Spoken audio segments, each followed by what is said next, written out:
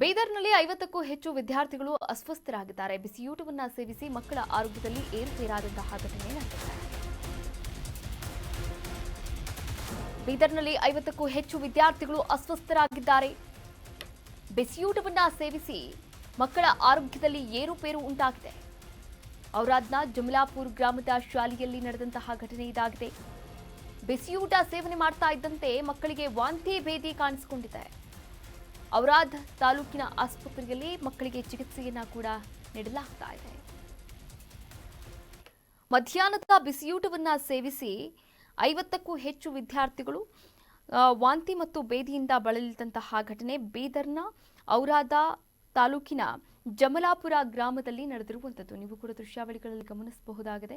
ಇನ್ನು ಪೋಷಕರಲ್ಲೂ ಕೂಡ ಆತಂಕ ಮನೆ ಮಾಡಿರುವಂಥದ್ದು. ಸದ್ಯ ಎಲ್ಲರೂ ಕೂಡ ಆರಾಮವಾಗಿದ್ದಾರೆ, ಸುರಕ್ಷಿತರಾಗಿದ್ದಾರೆ ಎನ್ನುವಂತಹ ಮಾಹಿತಿಗಳು ಕೂಡ ಲಭ್ಯವಾಗಿರುವಂಥದ್ದು. ಚಿಕಿತ್ಸೆಯನ್ನು ಕೂಡ ಮುಂದುವರಿಸಲಾಗಿದೆ ಮಕ್ಕಳಿಗೆ.